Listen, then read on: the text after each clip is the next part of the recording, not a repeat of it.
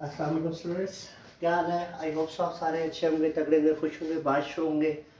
अल्लाह ताला बेटा मुस्कुराता हंसता मुस्कुराता रखे, खुशबाश रखे आपको।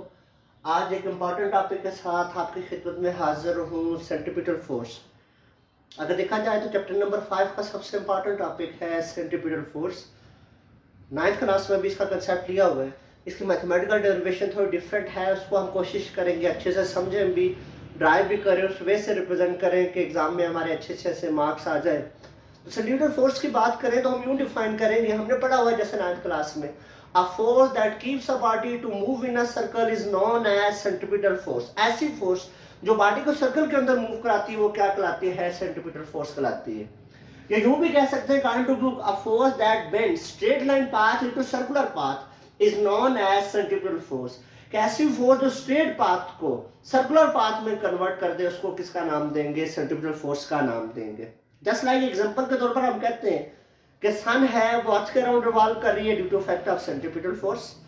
इलेक्ट्रॉन है न्यूक्लियस के अराउंड रिवॉल्व कर रहा है due to effect of centripetal force. Similarly car है एक सर्कुलर ट्रैक के अंदर रिवॉल्व करती है due to effect of centripetal force.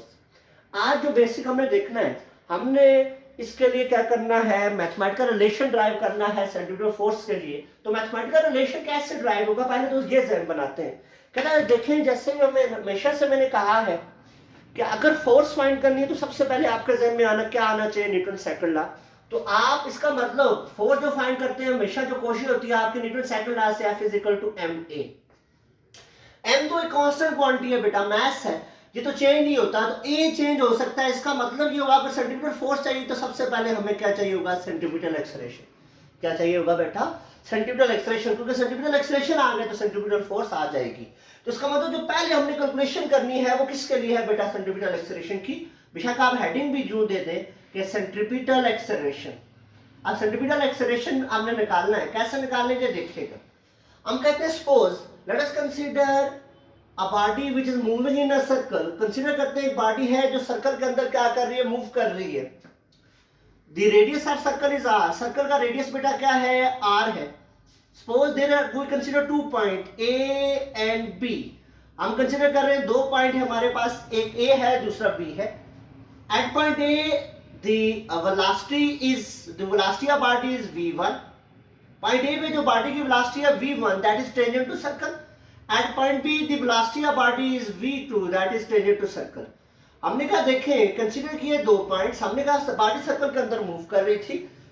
Circle के अंदर जब मूव करती है तो उसकी वेलोसिटी की जो डायरेक्शन होती है हमेशा सर्कल से क्या होती है? टेंजेंट, या रेडियस के क्या होती है? परपेंडिकुलर। अब पॉइंट ए पे वेलोसिटी की जो डायरेक्शन थी वो मैंने क्या कह लिया बेटा? v1। पॉइंट बी में मैंने कहा क्या कह लिया? v2।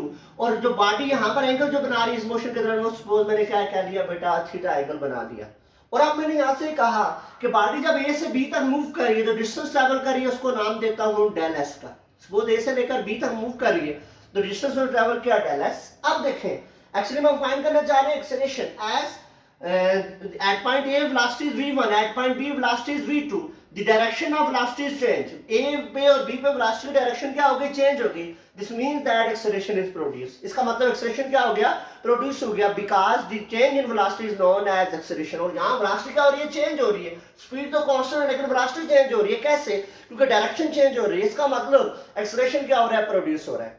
और एक्सेलरेशन के लिए हम सिंपल यहाँ से डेफिनेशन यूज कर लेते हैं, A = del v divided by del t। Acceleration के सिंपल हमने क्या कहा? एक्सेलरेशन क्या होता है बेटा? Rate of change of velocity is known as acceleration, that is A = del v divided by del t। del v तो आगे चेंज इन वेलोसिटी और del t आगे A से लेकर B तक जाने वाला टाइम। हम कहते हैं थोड़ा और मॉडिफाई करते हैं एक्सेलरेशन को।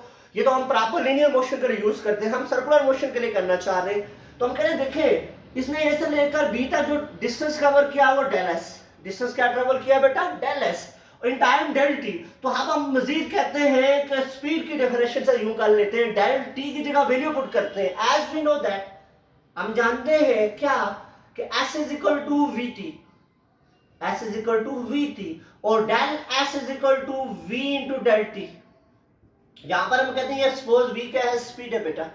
यहां से देखें कि हमें यहां से डेल टी की वैल्यू निकालते हैं, यहां पर पुट कर लेते हैं। ये v तो मजे ले रहा है, मल्टीप्लाई इधर आकर क्या हो जाएगा? डिवाइड। तो del s divided by v = del t। Putting the value of del T in above equation, del T की वैल्यू यहाँ पर पुट कर लेते हैं बेटा।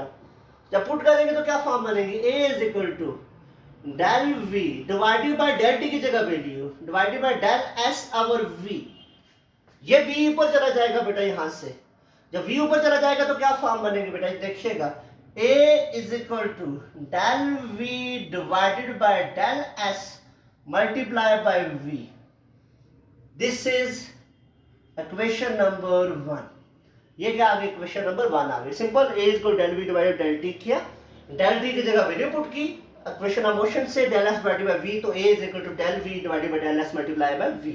कहता है अब क्या करना है, अब हमें क्योंकि एक्सप्रेशन चाहिए तो अब हमने ये करना है कि डेल वी की जगह वैल्यू लानी है। किसकी जगह बेटा, याद रखिएगा इक्वेशन नंबर ए में किसकी जगह वैल्यू लानी है, डेल वी की जगह। तो उसके लिए हमने कैलकुलेशन करनी है ताकि डेल वी की जगह वैल्यू आए, ताकि ये एक्सप्रेशन वाली फॉर्म थोड़ी जो कॉम्प्लेक्स है ये हमारे लिए क्या हो जाए बेटा, आसानी हो जाए।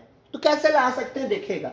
इसके लिए हम यूं करते हैं बेटा, ये देखिए ये डायग्राम है आपके पास, हम ये करते हैं एक और डायग्राम बनाते हैं। मैं ये करता हूँ, इधर से V2 को उठाता हूँ, ये V2 जो इधर है ये नजर आ रहा है आपको, ये V2 को उठाया यहाँ से, ये V2 उठा ली बेटा वहां से, इधर से V1 को उठाया और V1 की टेल को V2 से मिला लिया, ये V1 को उठाया और V1 को इधर मिला लिया, ये V1 को मिला दिया बेटा। किसके साथ, क्या किया बेटा, इधर से V1 को उठाया, V1 की टेल को V2 के साथ मिला दिया, और यहां से देखें ये आपके पास जब इनको आपस में मिलाएंगे तो ये क्या बन जाएगा, डेल V, और इधर एंगल क्या बन रहा है, थीटा। मैंने यूं किया, मैंने ये कहा कंसीडर करते हैं अनदर ट्राइंगल, या यूं करते हैं कि V2 को V1 से मिला लेते हैं, या अकॉर्डिंग टू बुक चले तो बुक में यूं लिखा हुआ है कंसीडर अनदर ट्राइंगल, कंसीडर करें एक और triangle that known as PQR, जिसको हम नाम देते हैं PQR।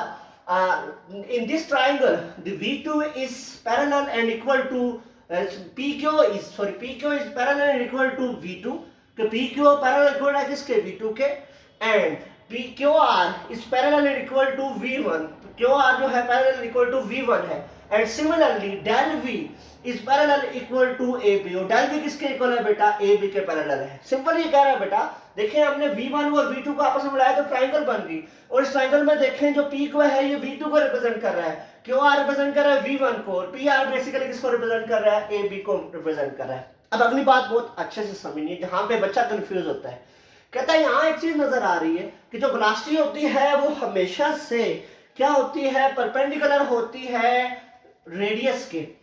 जो वेलोसिटी है सर्कल में, टेंजेंशियल वेलोसिटी रेडियस के परपेंडिकुलर है। कहता है अगर मैं बात करूं V1 की तो ये O के क्या है, परपेंडिकुलर, बात करूं V2 की ये OB के क्या है, परपेंडिकुलर। कहता है यहाँ इसका मतलब अगर यहाँ इस डायग्राम में देखें तो दो ट्राइंगल बन रही है, here there are two triangles are form, एक बन रही है OAB ट्राइंगल और दूसरी बन रही है PQR ट्राइंगल। दो ट्राइंगल है OAB एंड PQR। कहता है देखें एक और चीज नजर आ रही है कि जो V1 है वो OA के क्या है, परपेंडिकुलर, V2 OB के क्या है, परपेंडिकुलर। इसका मतलब V1 और V2 रेडियस के साथ OA एंड OB के साथ एंगल जो बना रहे हैं वो क्या बना रहे हैं 90 डिग्री। दोनों का एंगल R के साथ या रेडियस के साथ क्या है, सेम है 90।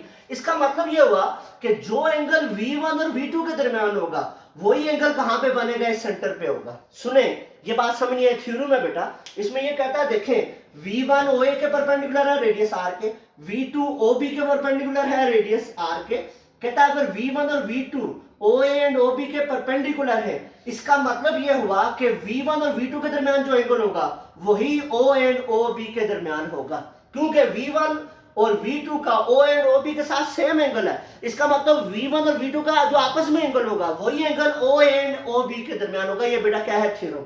तो इसका मतलब ये हुआ कि यहाँ पे जो एंगल बन रहा है थीटा, जो सेंटर ऑफ सर्कल पे वही एंगल बन रहा है V1 और V2 के दरमियान पे, PQR के दरमियान थीटा। दिस मींस दैट ये दोनों जो ट्राइंगल है बेटा, ट्राइंगल OAB एंड दूसरी जो ट्राइंगल है triangle PQR, both triangle are isosceles. इसका मतलब दोनों ट्राइंगल क्या है, आइसोसेलेस है। अगर दोनों ट्राइंगल आइसोसेलेस है तो इसका मतलब इनकी साइड्स क्या होंगी, इक्वल। अगर बेटा साइड्स इक्वल है तो साइड की रेशियो भी क्या होगी, इक्वल। क्या सपोज ये दोनों ट्राइंगल जो है आइसोसेलेस है, अगर आइसोसेलेस है इसका मतलब ये हुआ इनकी साइड आपस में बराबर होगी। ये ट्राइंगल जो OAB इसकी साइड AB और इस ट्राइंगल की साइड PR जो डेल V आपस में क्या होंगी, बराबर। तो मैं लिख सकता हूं बेटा AB साइड इक्वल है पी आर साइड के, पी आर साइड के इक्वल है। अगर साइड इक्वल है तो उसका साइड की रेशियो भी क्या होनी चाहिए, इक्वल। अगर साइड की रेशियो इक्वल है तो यूं लिख सकता हूं बेटा ए बी डिवाइडेड बाई, इधर आर को मैं लिख लेता हूं बेटा ए बी, साइड की रेशियो ले रहा हूं, ए बी डिवाइडेड बाई कोई भी साइड की रेशियो ले लूं divided by O B equal to, यहां साइड की रेशियो ले लूं पी आर डिवाइडेड बाई कोई भी साइड ले लेता हूं पी क्यू। मैंने कहा ऐसे तरह से तो साइड्स आपस में इक्वल होंगी, अगर साइड इक्वल है तो साइड की रेशियो भी बेटा क्या होगी, इक्वल होगी। अब देखिए बेटा ए बी किसके इक्वल है, डेल एस के, ए बी आपके पास किसके इक्वल है, del S. O B basically radius है, वो आर के इक्वल आ गया आर। यहां पी आर किसके इक्वल है बेटा, नजर आ रहा है डेल वी के। और P Q basically V two, और आपको पता है कि वेलोसिटी कांस्टेंट होती है सर्कल के अंदर, आपके पास पी क्यू जो है वो आपके पास वी टू, या इसको सिंपल हम v से रिप्रेजेंट कर लेते हैं, कोई इसमें ऐसा इशू नहीं है क्योंकि v1 और v2 तकरीबन क्या है, इक्वल नहीं है, या v1 और v2 इक्वल है क्योंकि सर्कल के अंदर वेलोसिटी क्या है, कांस्टेंट। तो इसका मतलब p जो v2 के इक्वल है उसको v से रिप्रेजेंट कर लेते हैं, डिवाइडेड बाय v, हमें चाहिए डेल v, तो ये v इधर डिवाइड होकर क्या हो जाएगा, मल्टीप्लाई, तो del s divided by r multiply by v equal to del v। यहां से आपके पास क्या आ गया, डेल v आ गया। यहां से सिंपल क्या आया आपके पास, डेल वी, और डेल वी क्या आया, del S divided by R multiply by V equal to del V. अब ये वैल्यू जो है डेल वी की, putting the value of del V in equation number 1, इस डेल वी की वैल्यू को इक्वेशन नंबर 1 में पुट करते हैं। जब पुट करेंगे तो क्या फॉर्म बनेगी देखिएगा, putting the value of del V in equation number 1 में पुट करते हैं तो आपके पास क्या फॉर्म बन जाएगी बेटा, इक्वेशन नंबर 1 है क्या, a is equal to del v divided by del s multiply by v। Del v की जगह वैल्यू को पुट करते हैं बेटा, इधर डेल v की जगह, तो डेल v की वैल्यू क्या आई थी हमारे पास, जो हमने बेटा कैलकुलेट की हुई है वो क्या आई, क्या थी पुत्र हमारे पास, यहां से पुट करेंगे तो फॉर्म क्या बन जाएगी बेटा, डेल v की जगह, इसको देखिएगा, इसको हम क्वेश्चन नंबर ए है, इसमें वैल्यू को पुट करना है डेल v की, और वैल्यू क्या थी बेटा हमने पिछले क्वेश्चन में लिखी हुई है, देखते हैं वो क्या वैल्यू है।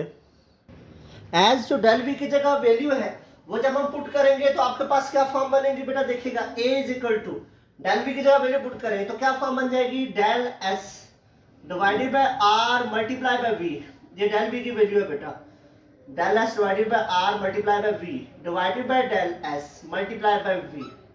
यहां से डेल s से शब्द बनात हुआ v से मल्टीप्लाई होगा तो a is equal to v square over r, this is required centripetal acceleration.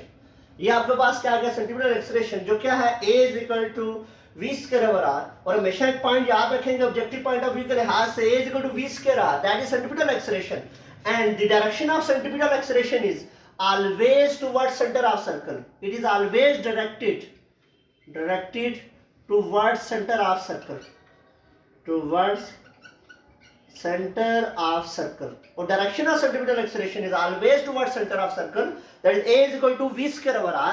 अब हमारे पास ये पता चल गया कि सेंटीमीटर एक्सेलरेशन है v स्क्वायर ओवर r, उसकी डायरेक्शन क्या, सेंटर ऑफ सर्कल की तरफ। आप देखें according to Newton second law, क्या है न्यूटन सेकंड लॉ बेटा, देखिएगा f is equal to m a की जगह वैल्यू पुट करें तो f is equal to m a अभी हमने निकाला है v square over r, this is required mathematical form of centripetal force. ये क्या आ जाएगी बेटा, रिक्वायर्ड मैथमेटिकल फॉर्म आ जाएगी सेंट्रीपिटल फोर्स की। अब हम ये चाहते हैं इसको एंगुलर फॉर्म में कन्वर्ट करें, हम चाहते हैं कि अगर बॉडी सपोज रोटेट कर रही हो तो उसके लिए भी हमारे पास क्या होनी चाहिए, सेंट्रीपिटल फोर्स होनी चाहिए, तो F is equal to mv square over r, और हमने पढ़ा हुआ है बेटा पिछले टॉपिक के अंदर कि v का as relation of linear velocity with angular velocities, कि v लीनियर वेलोसिटी का एंगुलर वेलोसिटी के साथ जो रिलेशन है वो क्या है बेटा, v is equal to r omega.